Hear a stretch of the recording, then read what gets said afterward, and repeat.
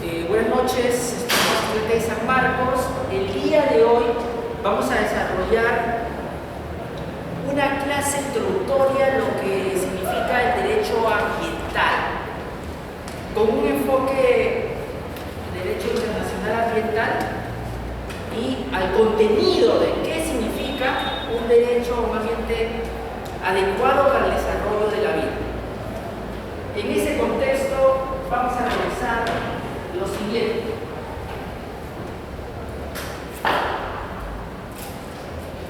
¿Qué se debe entender por derecho ambiental?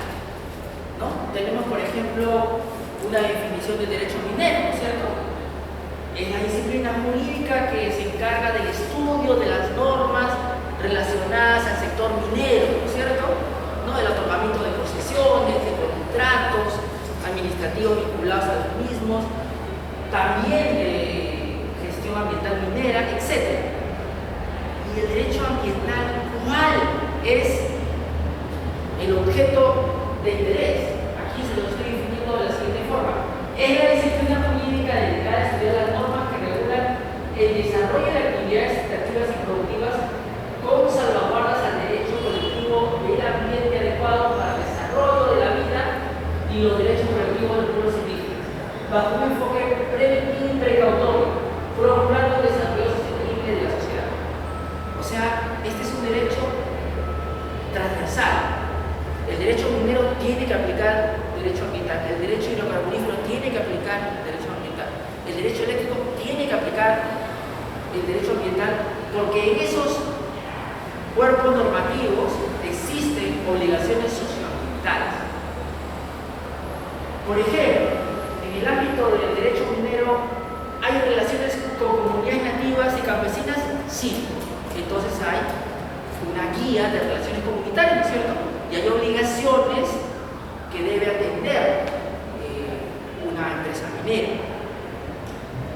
Yo creo que lo más importante que ustedes deben notar es que el derecho ambiental lo que persigue es que las actividades extractivas se desarrollen, sí, pero con salvaguardas al ambiente idóneo para el desarrollo de la vida humana y de la diversidad biológica, como del respeto a culturas nativas, a pueblos indígenas. Ese es el kit del curso. Entender ese equilibrio que debe haber entre sí desarrollo de actividad económica minera, eléctrica, hidrocarburífera, pesquera, industrial, etc., pero protegiendo ese ambiente. Ahora, el otro tema de interés es el siguiente. En el caso de una concesión minera, cuando yo soy el administrado al que le otorgan el peritorio, tengo un derecho administrativo, ¿no es cierto?, de exploración, de explotación, ¿no?, de beneficio. Ese derecho, ¿de qué carácter es? ¿Individual o colectivo? ¿Individual o colectivo? Es individual porque es del administrado. En cambio, en el ámbito del derecho ambiental, ese derecho a un ambiente adecuado para el desarrollo de la vida es individual. ¿Es individual? Adelante. ¿O no? No, es de naturaleza colectiva. Y allí está una de las diferencias, adelante por favor, una de las diferencias notorias entre los derechos sectoriales que regulan actividades extractivas y productivas y el derecho ambiental. Usualmente el derecho minero, eléctrico, hidrocarburífero, pesquero, etc., regulan el derecho de un administrado a aprovechar un recurso natural o a desarrollar una actividad productiva. Pero para usted, administrado, que ha cumplido los requisitos establecidos por las normas sectoriales, el derecho no es equilibrado, la titularidad es de la sociedad, es de un colectivo, determinado, veremos. Y además, porque se relaciona a ese otro tópico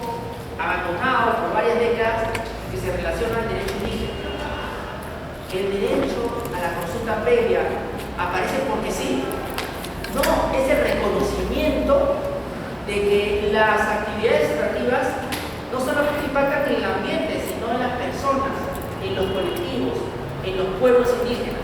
Y como también impacta en sus culturas y en su ambiente, tiene que haber una armonización entre el desarrollo de esa actividad extractiva y el cuidado que debemos tener con esa cultura que tiene que desarrollarse y el respeto que debemos tener a la protección del ambiente. Entonces, la dinámica del derecho ambiental aquí se bifurca y se diferencia de otros derechos administrativos, por ejemplo, cuando el centro de atención son derechos colectivos, derechos difusos, que tienen una característica distinta al derecho individual, por ejemplo, de un administrado como concesionario minero, como concesionario eléctrico, como concesionario carbonífero, etc. Tiene una connotación distinta. O sea, usted puede reconocer en el concesionario minero el derecho de quedarse con el mineral si lo extrae, ¿cierto?, del subsuelo, pero en la población afectada, impactada por el ambiente, usted no más tiene derecho a que su casa no sea contaminada por ruido o por la propia contaminación producto de la actividad extractiva, no, es toda la colectividad que se impacta. Y no es una persona, sino es un colectivo, ¿no? Y es difuso porque de repente no podemos determinar a ciencia cierta todos los que están afectados, sino un grupo determinado de personas. De repente usted reside en este momento en ese lugar, pero se va a trabajar a otro y luego vuelve a este otro lugar y como usted hay cientos de personas. Entonces no se puede determinar cuántos podrían ser los afectados porque hay personas en tránsito. Imagínense el caso de La Oroya, que es esa, conocen, ¿no? La central minera metalúrgica que está allí en La Oroya, donde uno puede pasar un tiempo porque está camino y luego sigue su camino, ¿no es cierto? Entonces, a esa persona que de repente está unos meses allí por temas laborales, también se le afecta su derecho a condición equilibrado porque ese espacio está cubierto cuando funciona esta industria de metales pesados, de plomo específicamente. Entonces, esta es una distinción distintiva del derecho ambiental. Es un derecho que tiene como atención prioritaria la protección de derechos colectivos, derechos difusos, ambiente y pueblos indígenas.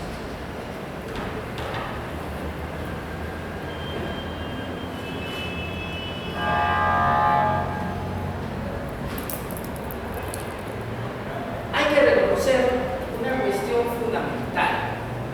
Ustedes en cuarto o en sexto año de derecho conocen que el desarrollo de los derechos de las personas, si quieren derechos fundamentales o derechos humanos, será inicialmente partiendo del reconocimiento de libertad, ¿no es cierto?, del derecho de igualdad, ¿no es cierto?, del reconocimiento de la dignidad del ser humano. Pero ese enfoque usualmente es individual, ¿no es cierto? El Código Napoleónico que protegía la autonomía, ¿no?, de la voluntad, la propiedad y la libertad. ¿Y dónde están derechos colectivos en ese Código Napoleónico? No está. Y uno va descubriendo que el derecho a un ambiente adecuado para el desarrollo de la vida es un derecho que va apareciendo con la evolución de los propios derechos humanos. Cuando se aprueba la Declaración de Derechos Humanos, tampoco estaba claramente establecido un derecho a un medio equilibrado. Este es un derecho que va evolucionando conforme aparece como un problema la contaminación industrial y empieza a afectar a las poblaciones. Esa es la realidad. A partir de la problemática de la contaminación ambiental, del cambio climático, ¿no?, empieza a ser una necesidad el regular. Y aquí aparece uno de esos primeros instrumentos jurídicos, la declaración de la Conferencia de las Naciones Unidas sobre el Medio Ambiente en Estocolmo en el año 72, donde se señala lo siguiente: el hombre tiene el derecho fundamental a la libertad, la igualdad, que eran derechos pues que aparecen en la Revolución Francesa, y el derecho al disfrute de condiciones de vida adecuadas a un ambiente de calidad tal que le permita llevar una vida digna y gozar de bienestar. Y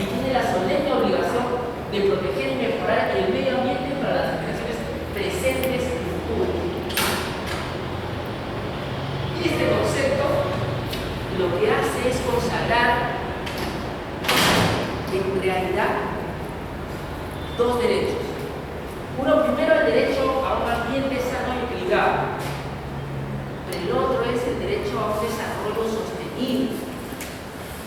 Ustedes han escuchado este término muy seguido, y en realidad todos los reglamentos de protección ambiental que vamos a revisar, por ejemplo, el minero, o el hidrocarburífero, o el eléctrico, o el de producción, o el de agricultura, o el de vivienda, hablan del desarrollo sostenible. ¿Qué debo entender por desarrollo sostenible? Es el concepto que me permite entender que la sociedad necesita desarrollar actividades económicas, sí, pero no puede afectar en el desarrollo de actividades económicas, extractivas, productivas, de una manera intolerable el ambiente. Pero no solamente eso, sino a la propia sociedad. Y un ejemplo de ello es, por ejemplo, otra vez el caso de la Oroya contaminada por plomo. O sea, ese desarrollo de esa industria minero-metalúrgica que ha traído consigo que tengamos alto grado de contaminación de plomo son los que queremos como sociedad, donde, claro, pueden haber grandes utilidades en el ámbito de esa industria, pero la contaminación al ambiente y a la comunidad que se asienta ahí es intolerable. Por lo tanto, eso no es desarrollo sostenible. Un desarrollo sostenible implica un equilibrio armónico entre ese desarrollo económico, el desarrollo del ambiente en ese contexto y el desarrollo social. Con lo cual, queda claro algo. El derecho ambiental no persigue que no haya ninguna actividad productiva o extractiva o económica que no afecte el ambiente. Todo lo que hacemos como seres humanos afecta el ambiente. De lo que se trata es que no superemos la capacidad de resiliencia del ambiente, o sea, esa capacidad que tiene el ambiente de renovarse y volver al estado en que lo encontramos, o muy parecido al estado en que lo encontramos, y pueda seguir cumpliendo sus funciones vitales, ¿no?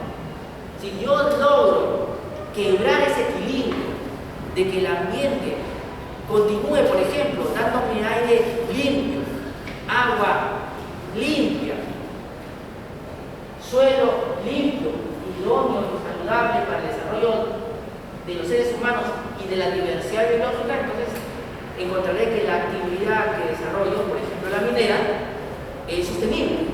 Pero si yo desarrollo una actividad minera que me genera los grados de contaminación que existen en Espinar o que existen en La Oroya, entonces eso no es sostenible.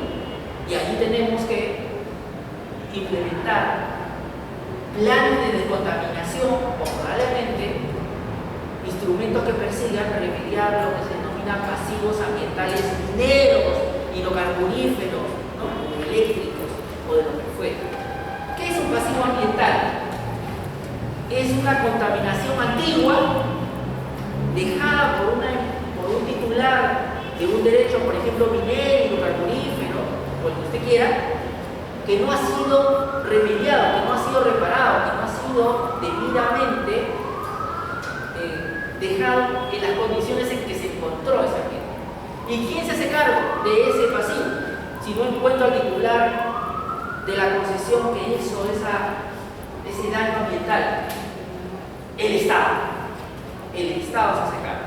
Como no queremos que en realidad el Estado somos nosotros, porque nosotros vamos a pagar nuestros tributos de esa reparación, como no queremos que ocurra eso, tenemos que asegurar que los instrumentos de gestión ambiental, más conocidos por ustedes como estudios de impacto ambiental, detallados, tengan las medidas de prevención,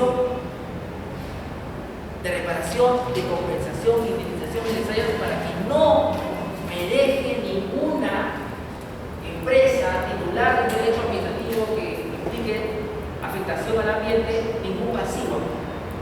De eso se trata el curso. ¿Cómo evitar que haya un grado de contaminación ambiental que afecte a la sociedad?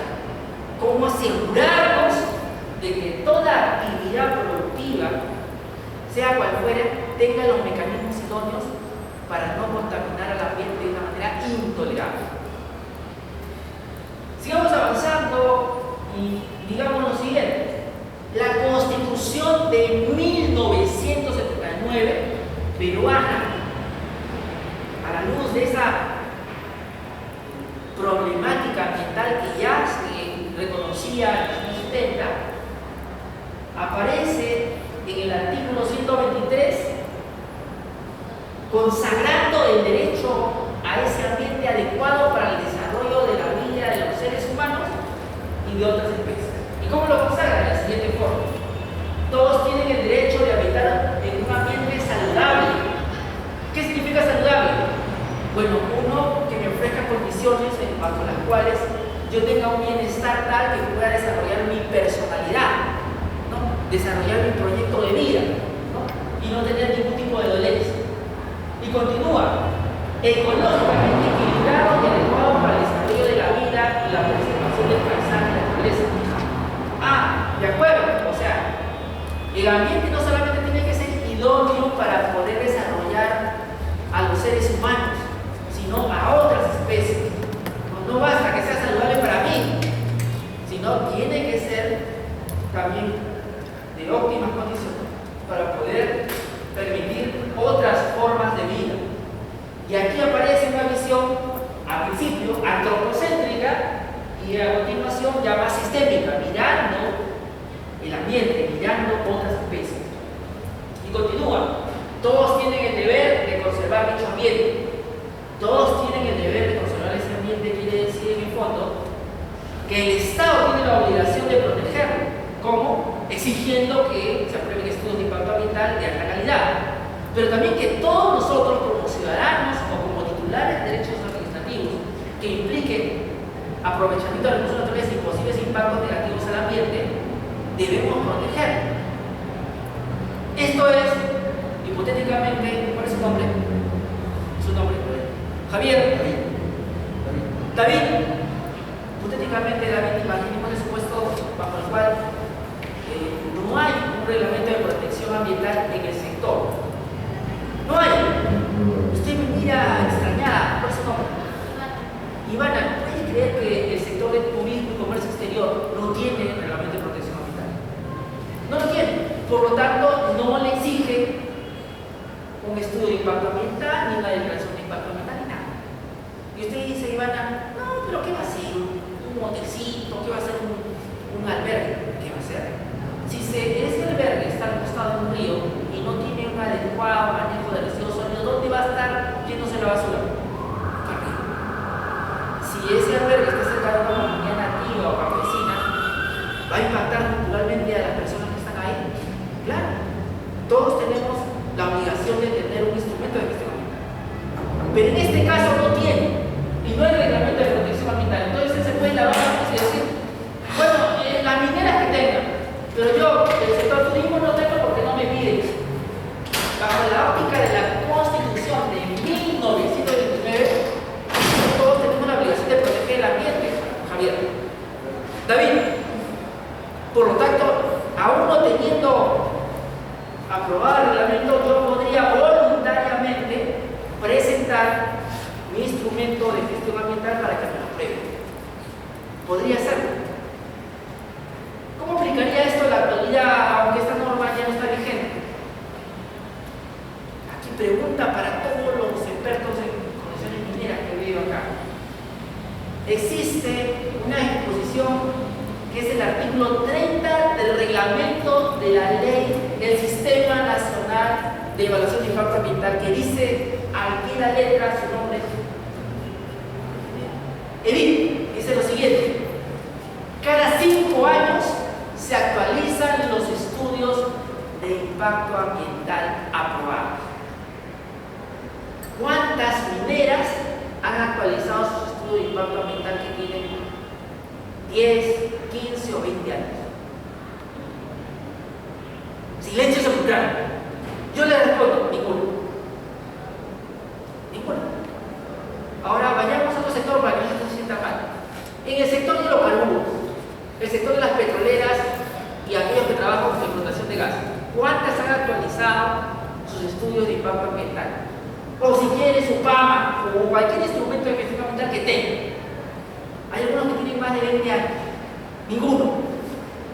Bajo una perspectiva constitucional, aunque la autoridad no me lo haya estado exigiendo, aún a pesar de que algunos sectores no tenían esa exigencia sobre el ámbito de protección ambiental en su debida oportunidad, y actualmente, contra todos los pronósticos, ni el sector minero, ni el sector hidrocarburífero, ni el reglamento de protección ambiental contienen esa obligación, aunque el reglamento general sí lo tiene, tendrían que hacerlo porque es una obligación constitucional. Y aquí habla del Tribunal Constitucional, y vamos a ver, David, más adelante, que existe la responsabilidad social y empresarial de ser, implica obligaciones extralegales, que implican, dice el tribunal, aquellas que se toman aún no siendo exigidas por las normas vigentes, porque son necesarias para proteger a la comunidad y al ambiente. Bueno, yo creo que no es algo tirado a los cabellos que yo como empresa petrolera actualice mi estudio de impacto ambiental, porque vamos, tiene 21 años y a los 5 años ya quedó desactualizado. Si tú quieres que van a los 10, pero 20 años está. David me mira un poco raro y dice, pero ¿por qué se mete solo con las mineras? Hablemos de los aeropuertos. El aeropuerto Jorge Chávez que tenemos aquí a cerquita, se aprobó su estudio en el 2001. ¿Cuántos años han pasado? Más de 5 años, ¿cierto? Debe actualizarlo. Entonces ahí tenemos que esa obligación de proteger el ambiente no es solo del Estado, sino también de los administrados. Claro, de repente no te podré sancionar porque no está regulado el principio de legalidad, la infracción aquella que diría, si no actualizas tu estudio de impacto ambiental o tu plan de gestión ambiental pasados 5 años, te multo, no hay. Pero les voy a adelantar algo. Felizmente OEFA me escucha y ha hecho algo extraordinario. En algo que vamos a estudiar más adelante que se llama medida correctiva, que implica una medida administrativa que se adopta para evitar que haya un daño al ambiente o a la salud de las personas o a la diversidad biológica. El OEFA puede ordenar que un administrado actualice ese instrumento de gestión ambiental. Y el me dice, no, ¿qué va a querer eso? EDIT, enero de 2016, derrame de hidrocarburo en Morón de Chiriaco, aquí en Amazonas y en Loreto. Se partió entonces ese punto que ordenó el Ministerio del OEFA, ordenó que actualizara su instrumento de gestión ambiental porque estaba completamente desfasado. O sea, no estamos hablando de algo real. Y les traigo la resolución. Para que vean. En ese caso fue una medida preventiva. Ya vamos a contar ese caso más adelante, pero les adelanto que dentro de las medidas correctivas el OEFA prevé esta como una posibilidad. O sea que si usted se alegra porque dice, no me he actualizado mi estudio de impacto ambiental, si OEFA determina que hay algunas infracciones que usted está cometiendo como concesionario minero, puede ordenar, si se vinculan a ellas, la actualización del instrumento de gestión. O sea, esa es una especie de salida ante la ausencia de reglamentos de protección ambiental sectoriales que exijan esta obligación. Edith me dice, doctor, estamos en el 93, ¿por qué ahora sigue hablando de 79? Edith, calma, ya vamos a llegar a la actualidad. Primero, recordemos que en el año 90 se aprueba el Código del Medio Ambiente y los Recursos Naturales. Nuestra primera legislación estrictamente ambiental. Porque hay que decirlo, legislación minera había, ¿no? Hay un código de 1900, si no me equivoco, ¿no? Ustedes recordarán en la historia. Y sobre legislación petrolera había bastante. Sobre legislación forestal había. Sobre legislación de recursos hídricos había. Legislación de agua, le decían. Así ahora le decían recursos hídricos, antes le decían aguas. Pero stricto sensu, normas que se refieren a la protección del ambiente y los pueblos indígenas no había. Aparecen recién 1990, probablemente cuando ustedes nacían, estaban en el proyecto. ¿Cierto? Entonces, esta rama es nueva. ¿Cuántos años tiene? Bueno, aparte de usted, digo la rama de derecho ambiental. Y vas a ver, ¿cuántos años tiene el 90 a la fecha? 26.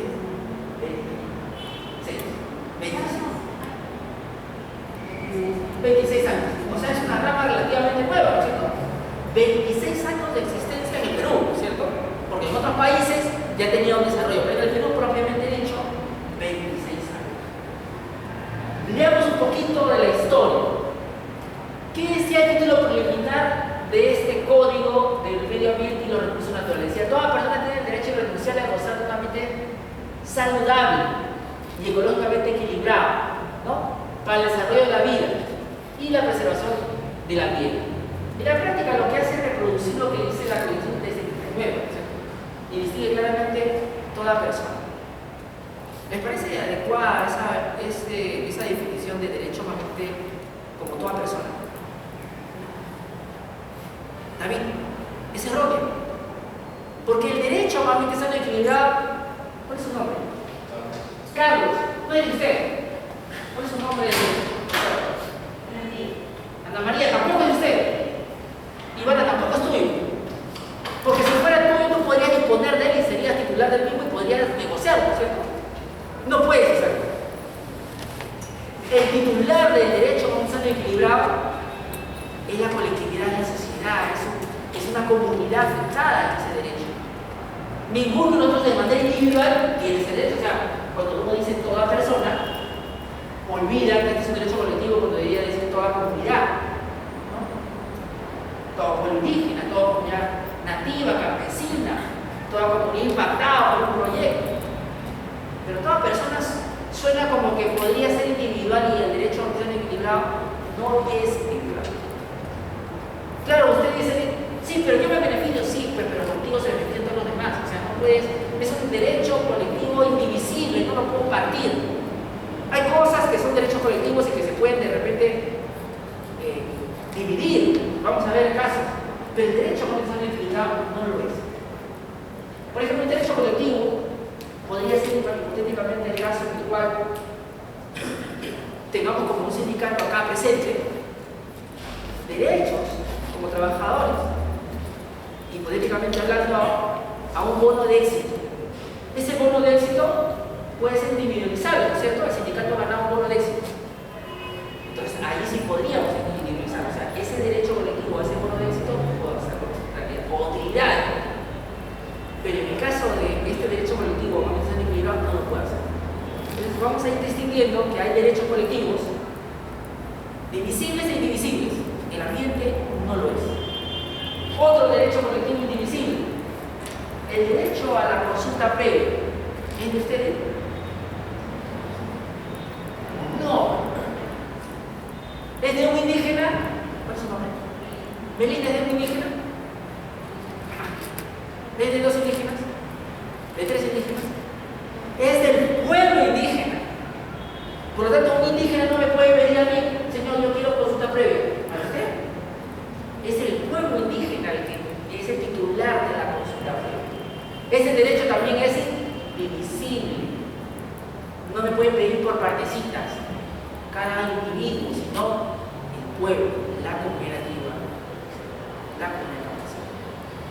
El derecho a la o el derecho a un ambiente adecuado para hacer la vida es colectivo. Por eso es que esa definición no es tan acertada como dice toda persona, porque no es la persona en realidad, sino es una colectividad. Y continuemos. Es obligación del Estado mantener la calidad de vida de las personas en un nivel compatible con la dignidad humana. Y aquí acierta el Código de Medio Ambiente y Recursos Naturales, porque en realidad el derecho a un ambiente sano y equilibrado se vincula a la dignidad. Recuerden ustedes el concepto de la dignidad humana. La dignidad humana es tener las condiciones mínimas esenciales para poder desarrollar tu personalidad. Eso incluye un ambiente sano y equilibrado, ¿cierto? Eso evidentemente incluye como presupuesto tener un ambiente adecuado para ese desarrollo de la personalidad. Entonces el derecho a la dignidad está vinculado íntimamente al ambiente. Porque sin un ambiente adecuado para el desarrollo de la vida, ¿cómo puedes desarrollar tu personalidad? ¿Cómo puedes ser un educado? ¿Cómo puedes ser un profesional? ¿Cómo puedes ser un trabajador? ¿Cómo puedes ser un padre de familia? Una persona que puede desarrollar sus aspiraciones. No puede.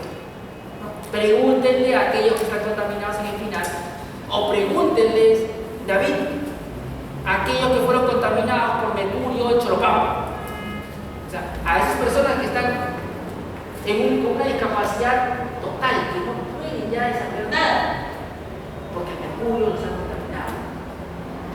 O sea, a ellos les puedes hablar de identidad, o sea, tienen las condiciones para poder desarrollar, o la contaminación los afectó a tal grado que ya no pueden desarrollar.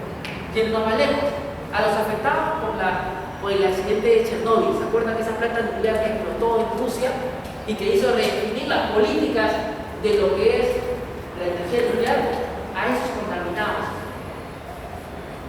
se les vulneró la vida al punto tal que ya no pueden desarrollar su personalidad en el ambiente, pero también porque la salud de ellos se ha resquebrajado. Y ya vamos a ver cuál es la vinculación entre ambiente y salud humana, colectiva e individual. Edith está preocupada y dice: ¿cuándo llegamos a 93? Ya estamos llegando. Y la Constitución del 93 consagra, miren todo lo que decía los otros textos precedentes, David. Nuestra Constitución, aprobada en una época muy democrática, que usted comprenderá, dice solamente lo siguiente: a la paz, a la tranquilidad, al disfrute del tiempo libre, al descanso, así como a un ambiente equilibrado y adecuado de desarrollo de su vida. Nada más. Muy breve. No hay una relación con la dignidad del ser humano, no hay una relación con la protección de las especies. Es muy breve. Pero lo que no hizo nuestra Constitución del 93, que fue el desarrollo del contenido de ese derecho, sí lo hace la jurisprudencia y las normas sectoriales como la ley general del ambiente que vamos a revisar en un momento.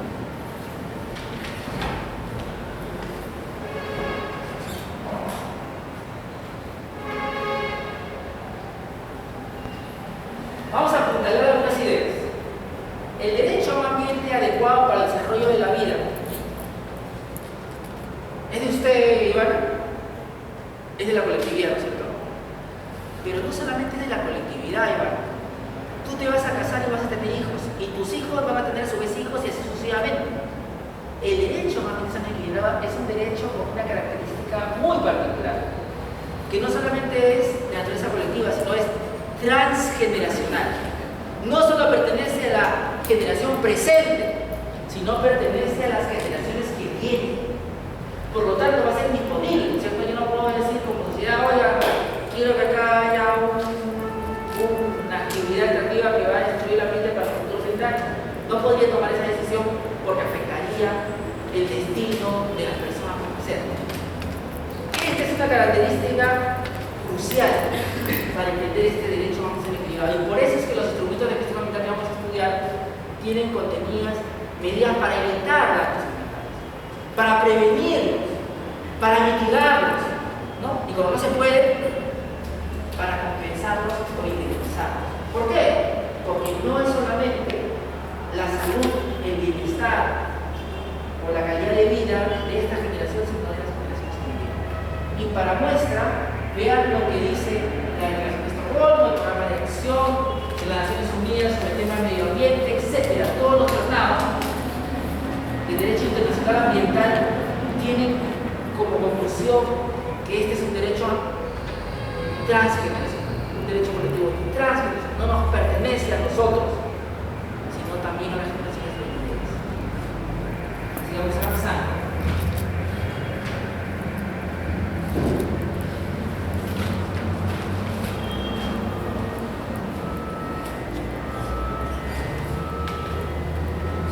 Que este es un derecho colectivo, que es indivisible y además que es transgeneracional. Miren la dinámica de este derecho, que es diferente a los contenidos en nuestro Código Civil, que no tienen esa naturaleza, ¿no es cierto? Tienen otra naturaleza de carácter patrimonial y que se pueden extinguir.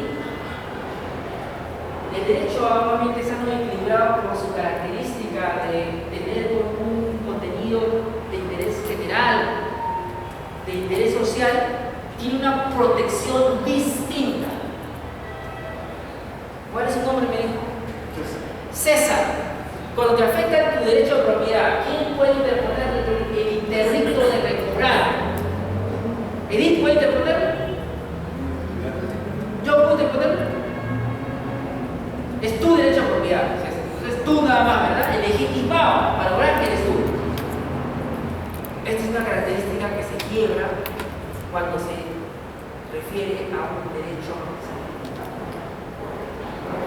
Cualquier persona tiene legitimidad para interponer acciones legales de carácter administrativo, llámese denuncia ambiental, administrativo, incorporación como tercero interesado, judicial, acción de amparo, judicial, acción popular, y bueno, judicial, puede ser también con varias formas, ya veremos cómo. Judicial, una acción de inconstitucionalidad, etc. O puede ser un proceso de desalojo también, cuando invades un área natural protegida, que es de interés nacional, podría conseguir un desalojo y esa legitimidad amplia. Entonces, lo primero que empezamos a reconocer es que como es un asunto de carácter de interés colectivo, la legitimidad para obrar será amplia. ¿Pero eso porque lo digo yo, Iván?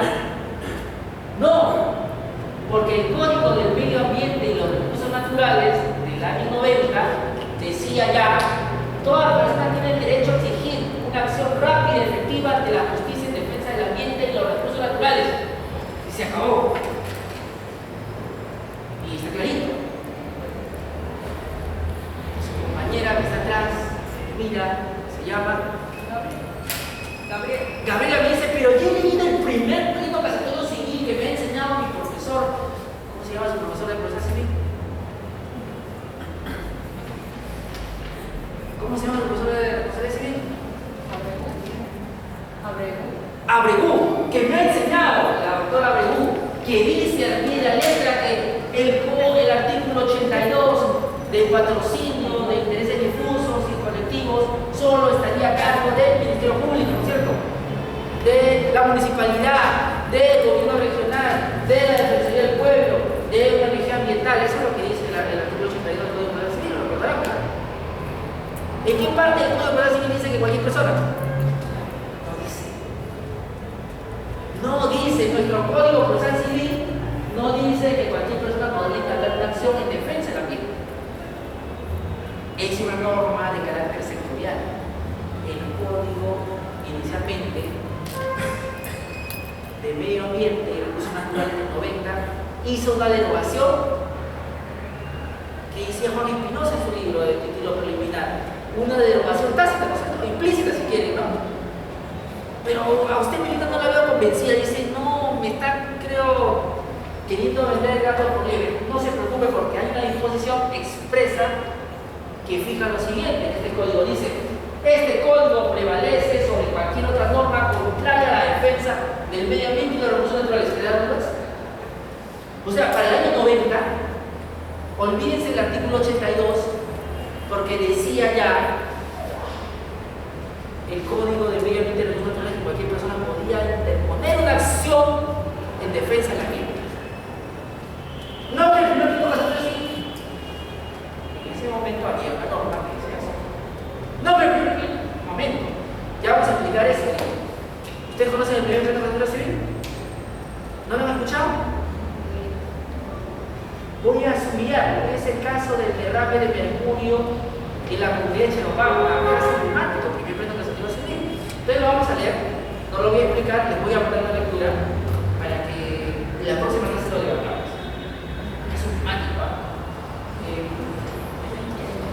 Su compañero Iván me dice, doctor, me está explicando mucha historia, ya el código obviamente no está vigente, ahí donde el estudio que estudio grabo, el primer solo ley general del ambiente, y lo otro ya no. ciudadana porque la Ley General del Ambiente hace lo propio. Dice en su artículo 4, el título preliminar, toda persona tiene el derecho a una acción rápida, sencilla y efectiva en defensa del ambiente o sus componentes. O sea, en la práctica, ese código que fue derogado se conserva en ese principio de defensa al ambiente por cualquier persona. ¿Está bien? ¿Sí? Pero aquí hay un tema importante. Gravitante. El Instituto Bravo Lozano. Aparece una legitimidad para obrar doble. Aparece el afectado material, el afectado directo, y aparece el afectado moral. Su nombre, Andrea. Usted dirá, esa distinción es ridícula, profesor. No, tiene una implicancia práctica tremenda. Porque eso va a generar que puedan haber dos competencias. Recuerden que dice nuestro Código Procesal Civil, ¿no? La competencia y nuestro Código Procesal Civil. La competencia la fija el lugar donde está el afectado, ¿no es cierto? El lugar donde están los daños, ¿no es cierto? Entonces, yo podría decir, imaginemos hipotéticamente que nuestra compañera Edith es parte de una etnia de pueblo indígena en el ámbito montaña. Está en Cusco. Y aquí en Lima está Melina, que quiere proteger a esa población que está en peligro de extinción. ¿Sí? Ella puede interponer la demanda en el Cusco, sí, y el juez competente sería. Pero Melina podría interponer la acción en Lima. No, doctor, es que en Cusco está la afectada, disculpe, pero ella es la afectada moral. Ella se aflige, a ella se le genera un daño moral cuando se afecta a un pueblo indígena. Por lo tanto, se fijará otra competencia que es la del afectado moral. Y ella hará competente al juez de Lima por una afectación material que se procede. Esto que parece, Gabriela, ¿verdad? Andrea, que parece algo. El profesor Abreu no me enseñó eso, la doctora Eugenia Ariano, amiga personal, tampoco me dijo nada. Lo que pasa es que este es un derecho procesal de tutela de intereses difusos y colectivos nuevos y que hay que entender en una dinámica distinta. En el derecho anglosajón, mi estimado César, se conoce como la acción de clase, ¿no? Y en el derecho latinoamericano se conoce como los procesos colectivos, que aparecen en un instrumento que se llama el proyecto del Código Modelo de Procesos Colectivos, donde se regulan estas vicisitudes procesales. En nuestra patria no existe una regulación específica, existe una regulación dispersa y hay que concordar. Muy bien, entonces, dicho eso, vamos a continuar revisando el contenido, ahora sí.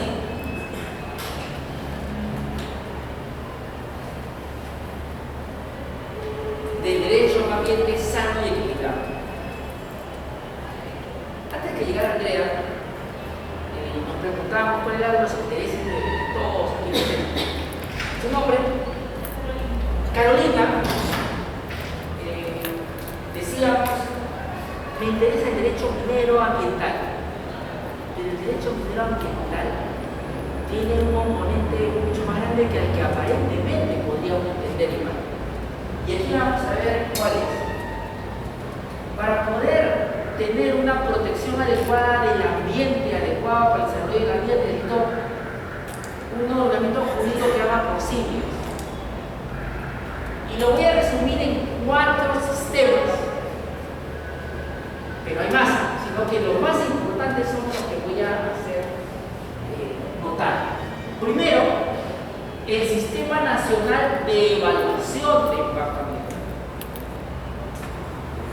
¿Para qué sirve eso, Miguel? ¿Para qué sirve eso, César? Sirve otorgar una certificación ambiental a una empresa, por ejemplo hidrocarburífera, por ejemplo gasífera, por ejemplo minera o pesquera, que establezca que su actividad no va a impactar de manera intolerable el ambiente y que van a haber mecanismos para prevenir que generen daños ambientales intolerables, tanto al ambiente como a la población. ¿Es importante o no, Iván? Es importante.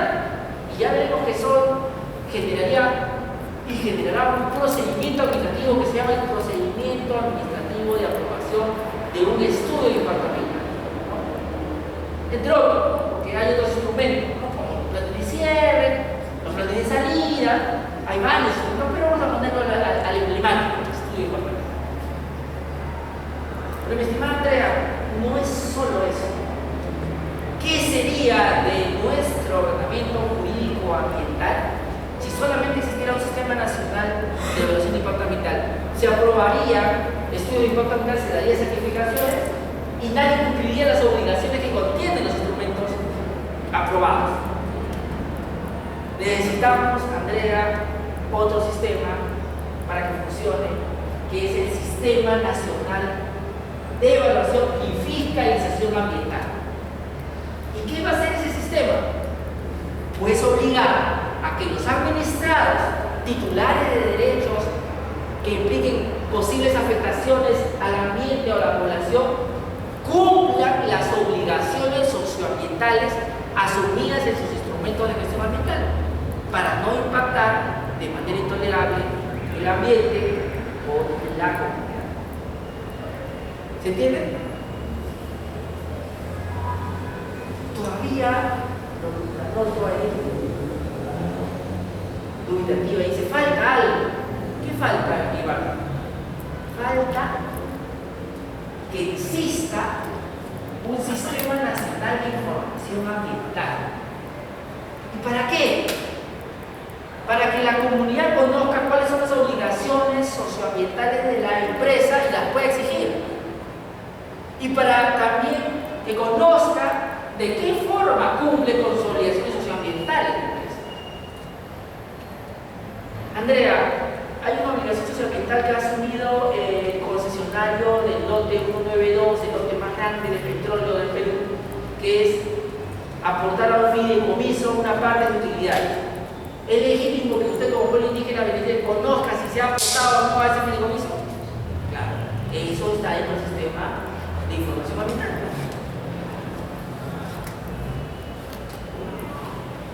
Ivana, ¿falta algo? Con eso es suficiente para que las normas ambientales funcionen. ¿Su nombre? Angie. Angie, ¿es suficiente? Nos olvidamos de algo. Su nombre. No. Nos olvidamos de algo importante. ¿Sabe de qué nos olvidamos? De más de 8 millones de peruanos que son indígenas y que viven en el Ande y en la selva. Y para ellos, ¿qué existe? Un sistema de asuntos ambientales que implica la posibilidad de hacer consulta previa en el caso de que haya concesiones que puedan impactar directamente en sus derechos colectivos. Ante un derecho colectivo de una comunidad campesina nativa que conozca. No se preocupe, acá le vamos a enseñar en una clase, no se preocupe. Justo quería saber, faltaba eso. La propiedad comunal, otra vez, la propiedad comunal es algo que yo pueda, César, dividir en pedacitos y cada comunero vender su partecita. No, la propiedad comunal es un derecho colectivo indivisible. Yo me puedo repartir parcelitas entre los comuneros, pero yo no puedo disponer esa parcelita sin conocimiento de la comunidad. Tengo que pedirle el permiso de la asamblea y esa, si quiere, lo hace en el territorio indígena, con el pueblo indígena, tienen una relación espiritual y cultural. Difícilmente se van a desprender de un pedazo de territorio, porque es de todos. Te doy por mientras Iván esa parcela para que trabajes, pero no estudies, es de la comunidad. Y la ley general de comunidades campesinas incluso te da derecho a utilizarla, pero también te quita ese derecho si tú no trabajas por un tiempo determinado. 80, de ahí 3 años y quedas sin derecho. En la tierra es un principio que se aplica aquí, es de quien trabaja. Si tú no la estás trabajando, vendrá otro comunero, trabajará y será los frutos de ella. La dinámica es otra, ¿no? Pero ya veremos otros derechos colectivos, digo uno, pero pueden haber otros, como por ejemplo el derecho a utilizar un camino ancestral que justamente por ahí va a haber una servidumbre minera o petrolera. Si vas a afectar ese camino ancestral, entonces va a tener que ser consulta previa. Entre otros, ya vamos a ver, Andrea, más sobre estos derechos contenidos en el convenio 69 de la OIT, contenidos en la ley de consulta previa y su reglamento, contenido en la Declaración de Naciones Unidas sobre derechos de los pueblos indígenas. Y ahora se van, en realidad, el derecho ambiental es todo un universo distinto al derecho minero. Parece que creo que es pequeñito, comparación es una posibilidad pequeñita que también vamos a ver con ustedes. Ya sabemos los sistemas más importantes.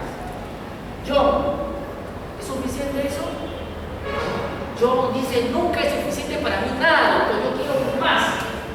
Sabíamos yo de esa preocupación tuya y te voy a decir que existen otros sistemas como el Sistema Nacional de Áreas Protegidas, que tiene como objeto proteger espacios donde hay una diversidad biológica única, rara, endémica y de características muy particulares, ¿no? Más o menos así como cuando van a ver a su novio y dicen que es único, eres igualito, existen especímenes de la diversidad biológica que no hay en otra parte del mundo ni en Perú, que solamente existen en ese espacio.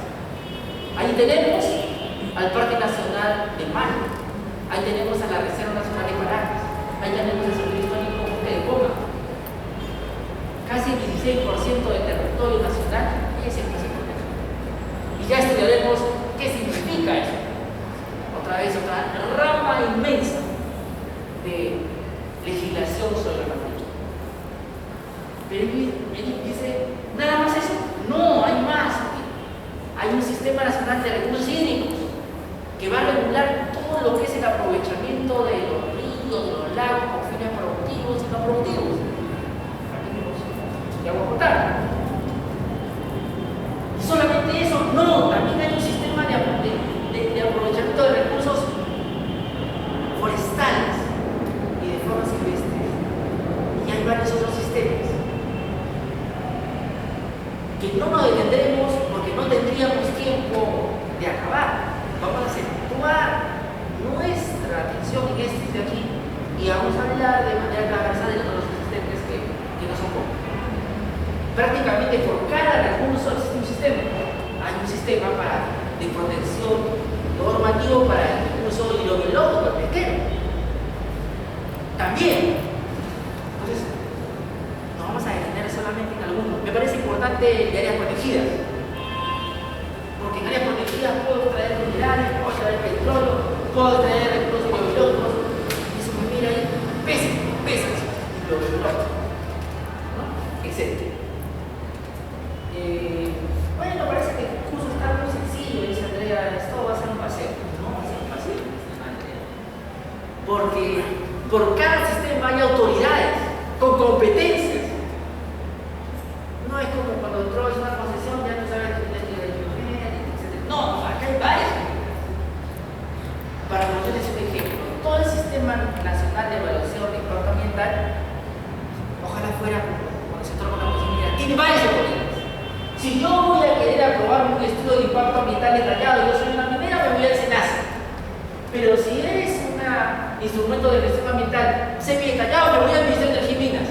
Pero si soy un pequeño minero artesanal, me voy al gobierno regional. Que como hay 3, sí, y cada uno de esos tiene normatividad especial. ¿Por qué ocurrió eso? Porque estamos en el mundo. Debería haber solo una autoridad que me apruebe el estudio ambiental, pero existen varias. Y la pregunta de Eric, ¿y quién aprueba el estudio de impacto ambiental? Le dirán bonito, porque hasta ahora nadie se pone de acuerdo quién lo hace. No, si se dice yo solamente apruebo el estudio de impacto ambiental detallado. Y la autorización dice no me dice. Porque aquí las autoridades administrativas se rigen por qué principio, mi estimado David. El principio de legalidad. Si no está escrito en mi norma de creación que yo puedo hacer eso, lamentablemente este es el Perú. Y el Sistema Nacional de Evaluación y Fiscalización Ambiental, Ivana dice, eso está pan comido. No, Ivana, es más complicado. Si se refiere a actividades de la gran minería, por ejemplo, ya que estamos hablando de la minería, será el OEF. Pero si es de la pequeña y mediana minería, será el gobierno regional. ¿No es cierto? Pero si es de residuos sólidos, ¿será el OEF? No. Será la municipalidad. Y entonces uno empieza a descubrir que casi por cada actividad hay diversas autoridades que van a fiscalizar. Por eso que la OEF ha creado la CEF, las entidades de fiscalización ambiental, que son monitores regionales y autoridades. Por ejemplo, el ANA, la Autoridad Nacional del Agua, tiene un procedimiento sancionador por afecta de la usuario. El CERNAM, el Servicio de la Protegida, tiene un procedimiento sancionador cuando afectas áreas protegidas. Y así sucesivamente. Entonces, es posible que existan tantas autoridades para sancionar una infracción ambiental. Debería haber solo una. Lo que postulamos acá es que sea el OEFA el que lo haga todo. Pero mis amigos de la OEFA dicen que no tienen tiempo para encargarse de todo y que por mientras todo permanezca en las entidades sectoriales. Eso no crea seguridad jurídica y al final desprotege la política. Esa es la experiencia que tenemos a la fecha, desprotegida. Y ya cuando Ivana dice, puedo respirar, el sistema de asuntos indígenas no es menos fácil. Porque cada sector desarrolla la consulta previa cuando afecta con una concesión a un polígono. Entonces habrá un procedimiento de consulta previa de iniciación de minas, otro de transporte y comunicaciones, otra dinámica en hidrocarburos, otra en eléctrica, otra en la pesquera. Dios mío, o sea, no hay una uniformización de procedimientos administrativos. ¿Y de qué se va a consultar? Ya veremos que eso va a ser uno de los puntos que genere conflictividad. A veces ustedes dicen, ¿por qué están haciendo tanta bulla? Por eso. Porque no hubo una predictibilidad de normas. Al final, un estudio de impacto ambiental que debió pasar por punta previa, no pasó por punta previa porque la autoridad dijo no debería pasar, porque no me parece que hay comunidades campesinas o las comunidades campesinas no las entiendo como indígenas y nos salté con cargos. Resultado final, no se está avanzando en el campo, ¿verdad? Resultado final, es el único departamento donde ganó un candidato desde la cárcel. ¿Y por qué pasa eso? Porque hay un rechazo, leerlo de esta otra forma, hay un rechazo a la normatividad sectorial, minero, ambiental y de consulta previa que se aplica a ese sector de la región de carbonato. O sea, es en realidad una expresión viva de la población que dice, me parece que las normas como las están aplicando acá, no. O sea, hay algún tema de fondo. Una de las cosas que uno tiene que entender muy rápido en el derecho es lo que sigue. Todas las normas de cada disciplina se aplican siguiendo principios. Principios, ¿cierto? Todas. Y el derecho ambiental no es. No es. Y por eso es que acá tenemos principios rectores. El más importante, el principio de prevención. ¿Qué significa el principio de prevención? Significa que cuando yo inicio una actividad que se sabe que va a generar daños, por ejemplo, la actividad minera impacta en el ambiente negativamente, sí. ¿Conozco las medidas para que eso se mitigue al mínimo? Sí. Entonces voy a adoptar las medidas necesarias para que no haya impacto mayúsculo cuando ya la minería está jodiendo, ¿cierto? O sea, si voy a hacer minería está jodiendo, tendré que aplicar las obligaciones ambientales ya preestablecidas por los estudios precedentes. Ese es el principio de prevención. Cuando ya conozco, David, que hay impactos profundos en el ambiente, tengo que tomar las medidas para evitar, prevenir o mitigar. Porque conozco los daños posibles.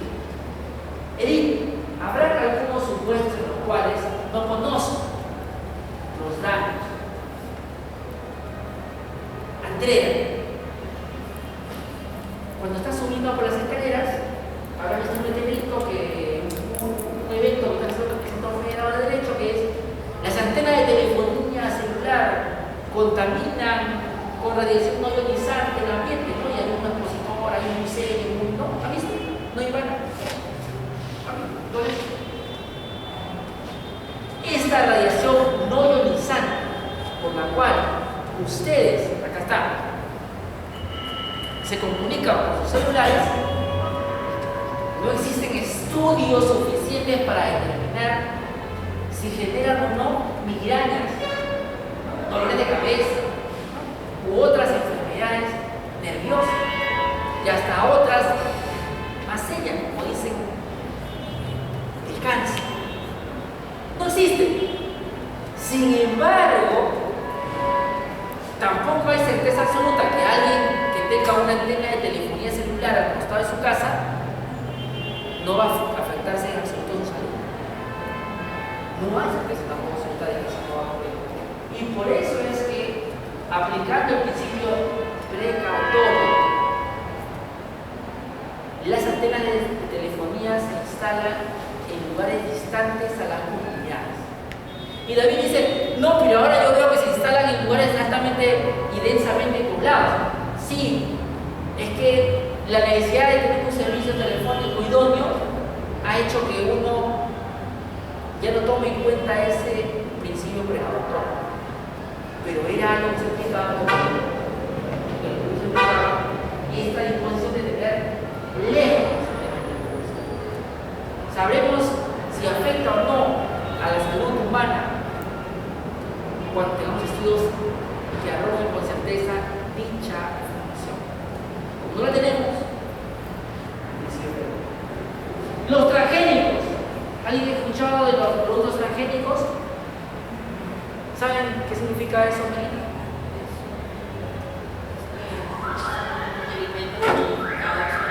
Efectivamente, como su profesor Enrique Gersi le ha enseñado, seguramente, como el profesor Juan Espinosa, son alimentos que han sido modificados genéticamente. Hay manzanas que para que sea más rojita le pongo un gen, de repente un animal, y para que no se valore el refriaje de un pez, y entonces uno está comiendo genes de un pez, de un animal y de un vegetal. ¿Cuáles son los impactos de la salud? No lo sabemos, pero lo que sí tengo certeza es que si comes manzanas que no son transgénicas no te va a pasar.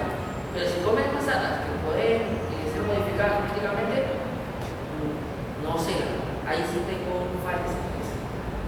¿Qué ha hecho el Perú? 10 años de moratoria de ingresos de cultivos transgénicos porque no sabemos cuál sería el impacto en nuestra biodiversidad. De repente esta planta transgénica extermina a las nativas, se les quita espacio natural y perdemos una diversidad biológica única en el mundo. Los productos transgénicos en realidad los comen todos los días ustedes. ¿Cuál es su galleta favorita, Iván? No tiene, cualquier galleta, dígame. Soda Fide dice, la harina de trigo de esa galleta. Andrea, su chocolate favorito. Princesa. Bueno, seguramente usted bajo el sol, ¿verdad? Probablemente la harina de soya con la que hacen eso es transgénica, porque toda la soya que existe es transgénica, ¿no? Pero es rico el chocolate, es que de repente tiene un saborizante que no sabe nada. Si usted quiere un chocolate que es orgánico, cuesta 5 soles, no cuesta 1 sol. Ah, no tengo, antes he sido con una tarjeta. Entonces, lo que tenemos hoy día es que hay un alto número de productos transgénicos. No sabemos el impacto a la salud. Parece que es beneficioso. No sabemos. Precautoriamente, el Estado peruano ha dicho cultivo no, producto sí. ¿Cuál es la cuestión que no se está haciendo? Alguien, si estoy comiendo un producto transgénico, tiene que estar etiquetado. Ahí está lo precautorio. O sea, yo no sé si este producto me va a hacer daño o no, pero tengo el derecho de saber que estoy comiendo un producto transgénico. De repente Andrea no lo sabía y estaba comiendo un chocolate transgénico. Tenía el derecho sobre él. Igual me lo voy a comer, pero sé que estoy comiendo transgénico. Y esa es la aplicación del principio precautorio. Al menos tener información para que decida el consumidor si consume o no ese producto. El otro principio es uno claro. actividad extractiva, minera, por ejemplo, o petrolera, o eléctrica, ¿qué genera? ¿Qué genera, Mirin? ¿Qué genera, David? Genera un riesgo social permitido, ¿verdad? Su profesor de responsabilidad civil les hablaba, les enseñaba eso, cuando leyeron sobre la implementación objetiva, ¿no es cierto? Andrea, hay riesgos sociales permitidos. Ok, pero esos riesgos sociales permitidos tienen que ser internalizados por aquel que genera ese riesgo social. Si Edith tiene un vehículo, un Mercedes-Benz, ese vehículo tiene un SOAT. Si me atropella saliendo, me va a cubrir, ¿cierto?, los gastos médicos. Y si para su suerte termina generando mi extinción, mi familia va a ser indemnizada, ¿cierto? El seguro cubre muerte también por accidente, ¿no es cierto, David? Bueno, se ha internalizado el costo de un riesgo socialmente permitido, como es los riesgos que genera conducir un vehículo. Si eso es así de claro, se entiende que la actividad minera, petrolera, eléctrica, pesquera, aeronáutica, etcétera, si generan riesgos al ambiente y a la salud pública, ¿no deberían tener seguros ambientales? Que en caso, por ejemplo, que hay un derrame de petróleo, un derrame de gas, un derrame de un relave minero,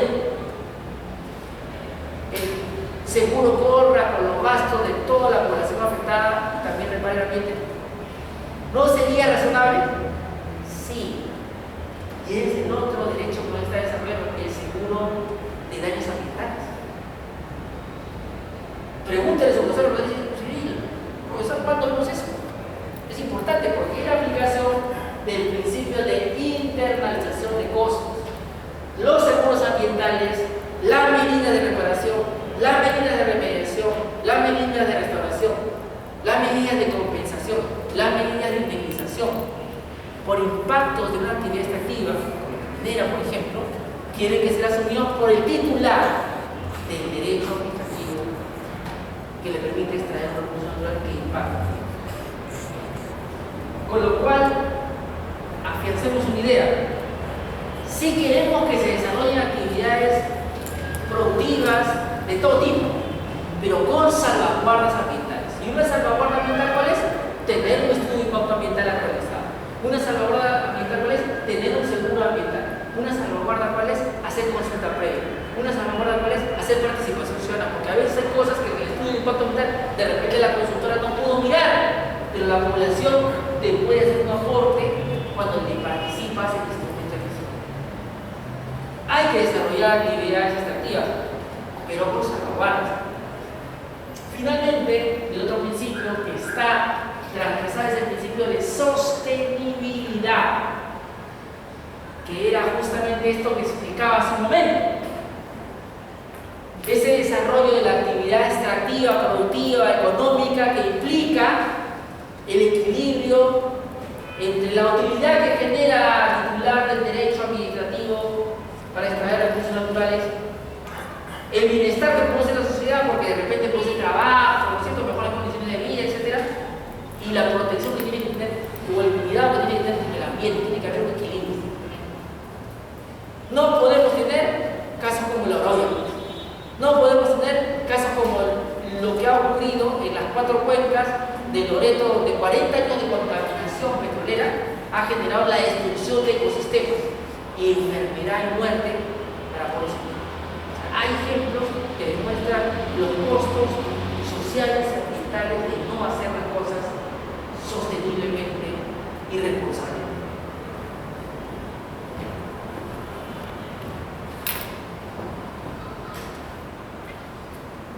Ivana, y faltando 5 minutos, tengo que dejarles una idea crucial.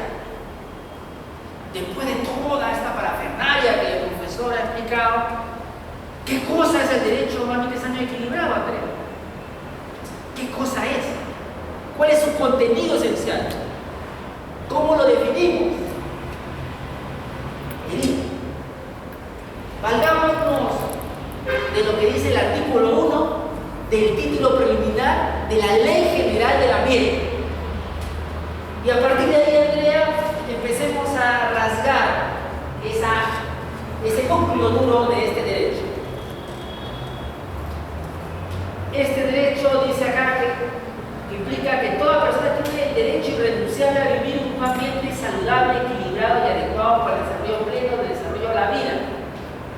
¿Estamos de acuerdo con eso? ¿Andrea? ¿Estamos de acuerdo yo? Su compañera que está atrás, la Vincha, ¿cuál es su nombre? ¿Cuál es su nombre? Gabriela. No estamos de acuerdo. Porque no es el derecho de toda persona, es el derecho del colectivo, de la sociedad, de un pueblo, de una comunidad. No es una persona la que tiene ese derecho, somos todos nosotros. Porque si yo digo que toda persona es, entonces ese derecho podría ser difícil. Yo podría titular solito. Y no basta decir que no es disponible. Obviamente no es disponible, es un derecho indisponible. Porque es la condición mínima que debo tener para desarrollar mi personalidad, un ambiente adecuado para el desarrollo de mi vida, de la vida de los demás y de otras formas de vida. Entonces, ahí yo tengo una observación, Andrea, discúlpame que discrepe contigo, pero no estoy de acuerdo con esa decisión. Pero convengamos que, bueno, algo ayuda a que diga toda persona. Es una cuestión importante. Y el deber de contribuir a una efectiva gestión ambiental y de proteger el ambiente, así como sus componentes. Aquí Melina tiene que observar una cosa importante. Se consagra el derecho a la participación ciudadana. Aquí remontémonos a la formación de los derechos. ¿Sí?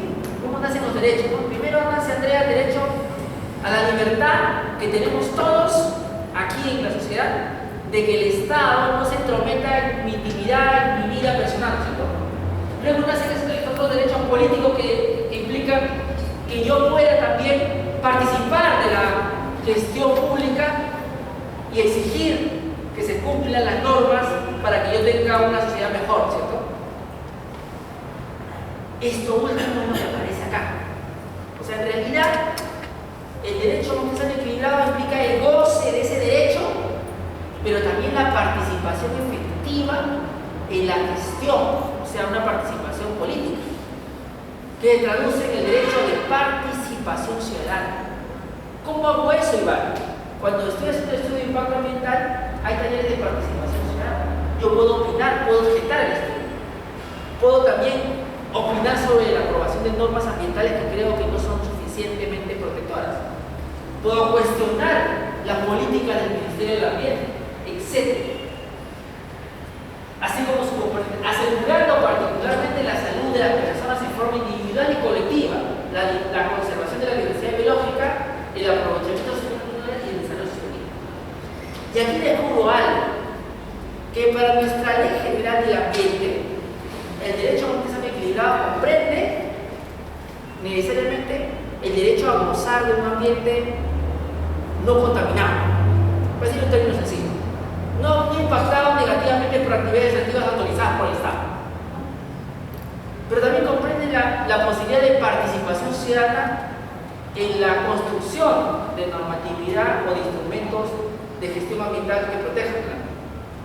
Pero también contiene el derecho que yo tengo a tener una salud individual y una salud colectiva en óptimas condiciones. ¿Por qué, David? Porque cuando yo contamino el ambiente, caso de las 4 cuencas, también se enferma la gente, ¿no es cierto? No se enferma el individuo solamente, caso de Chorobamba, 500 comuneros también se enferman. Y no solamente la salud individual, de repente, Iván, imaginemos que tú eres una comunera de Chorobamba y estaban gestando, el concebido también se contaminó. O sea, no es solamente tu salud individual, sino también es la salud de otros. Salud individual y salud colectiva.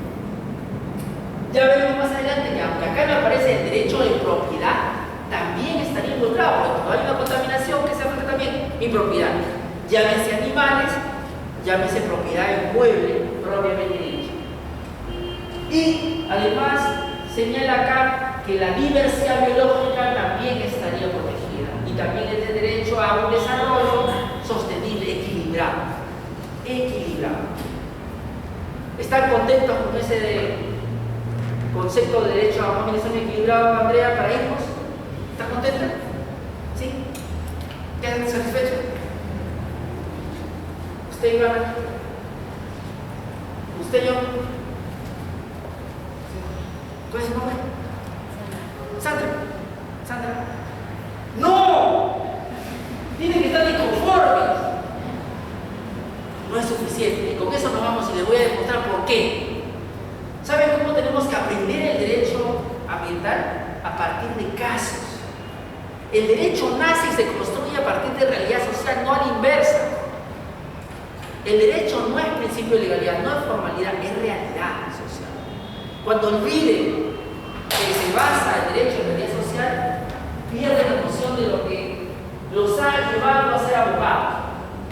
Y aquí les voy a decir por qué. Si yo le preguntara a un indígena si eso, a un indígena contaminado, con 40 años de petróleo en sus ríos, en su territorio, en sus animales, me diría, doctor, eso no es suficiente.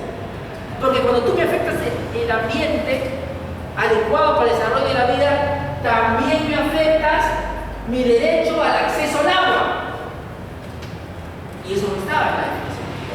También me afecta mi derecho a la alimentación. Y eso no estaba. También me afecta mi derecho al territorio ancestral. Y eso no estaba. También me afecta mi derecho a mi libre autodeterminación, porque yo en ese territorio me desarrollo como un pueblo colectivamente hablando. Y eso no estaba. También me afectas mi derecho a la salud. Eso sí estaba. También me afectas mi derecho a la reparación. Tengo un derecho, o sea, si me contamina me tienes que reparar, y estaba ahí eso. O sea, claro, dices, tienes derecho adecuado a tu salud, individual y colectiva, pero no me pones que si lo afectas va a haber reparación. Y entonces, y aquí nos quedamos, lo que vamos a ver en la siguiente clase es cómo debemos construir el derecho ambiental y las normas ambientales a partir de casos reales. Ejemplo. Último ejemplo. Si usted viviera al costado del aeropuerto Jorge Chávez, ¿cómo definiría el derecho a una administración equilibrada? Andrea.